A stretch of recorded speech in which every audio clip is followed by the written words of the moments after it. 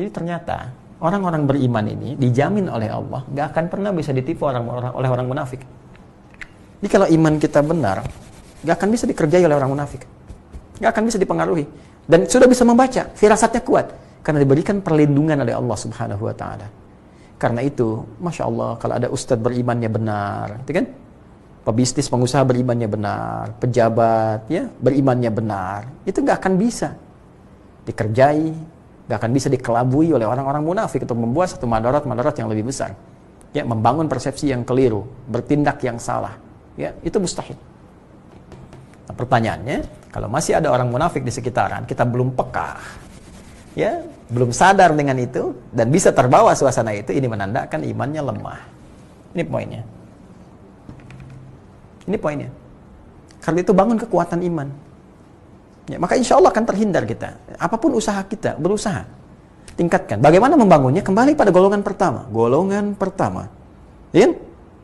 Cek apa lagi? Begitu dicek, tak keluar. Salatnya mana? Untuk membangun kekuatan iman. Alladzina yu'minuna bil ghaib, kekuatan iman dibangun dengan wa yuqimunas shalah. Coba salatnya cek. Ya? Konsisten enggak?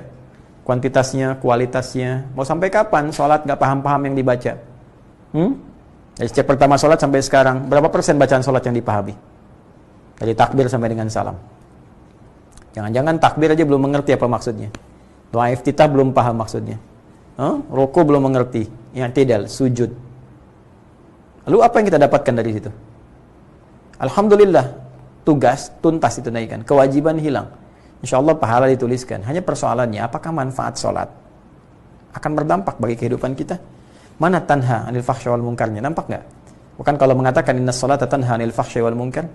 Munafik, nifak itu termasuk perbuatan mungkar. Jadi mungkar itu nggak akan tembus, munafik nggak tembus, orang jahil nggak tembus, keburukan nggak akan tembus pada jiwa kita. Fahsya, keburukan yang muncul lewat syahwat, pornografi, porno aksi, ya, LGBT dan semacamnya, itu nggak akan tembus. Nggak akan ada yang seperti itu. Ya, salat membawa ketenangan. Ala bidzikrillahi tatmainnul qulub wa aqimis salata lidzikri. Ya, zikir membangun ketenangan pada jiwa, termasuk salat bagian dari zikir, tenang. Doa cepat terkabul. Karena itu semua bacaan salat disebut dengan doa. Sekarang cek lagi, salatnya bagaimana? Interaksi dengan Qur'annya seperti apa? Ya, dengan akhiratnya bagaimana? Ya. Posisikan semua akan dihisab. Apapun yang kita dapati, apapun yang diamanahkan. Anda dilantik jadi pejabat misalnya, disumpah dengan apalagi Al-Quran tuh yang disumpahkan di atasnya. Awas hati-hati, jangan masuk dalam golongan ittakhadhu aymanahum junnah. Ya, coba cek bahwa ketika itu disimpan di atas kepala, suatu saat itu yang akan dipertaruhkan di hadapan Allah, akan dihisab dan akan pulang. Pengusaha juga demikian, Anda akan dihisab setiap bagian hartanya. Ya, setiap rupiahnya, setiap dolarnya, setiap realnya, setiap segalanya. Dari harta-harta yang didapatkan, itu akan dihisab. Ilmu juga demikian. Setiap tintanya, setiap kalimatnya akan dihisab. Semua perbuatan kita akan dihisab.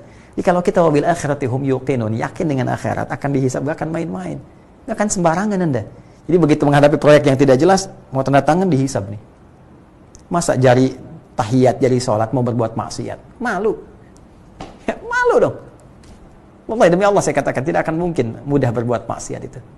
Kalau ingat akhirat, kecuali kalau nggak ingat akhirat, itu yang bahaya.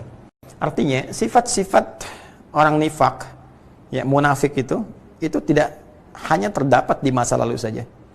Dia bisa menyebar, virusnya bisa menyebar terus ke generasi setelahnya. Ya, terus berlanjut. Bahkan di masa itu pun bisa berlanjut terus. Kalau nggak diobati, itu terus menyebar. Bahkan lintas zaman, lintas masa, lintas keadaan, lintas dimensi. Nyebar. Itulah bahayanya nifak. Ya, kalau nifak itu sifatnya, munafik itu orangnya. Ya, munafik itu orangnya, nifak itu sifatnya. Jadi bahaya sifat nifak yang membentuk orang munafik, itu bisa terus terwariskan, bahkan menyebar pada generasi-generasi setelahnya. Ya, dan kalau saya sering katakan, saya tegaskan, pasti yang Allah sampaikan itu pasti benar. Ya, even itu di lingkungan kita pun pasti kita dapati.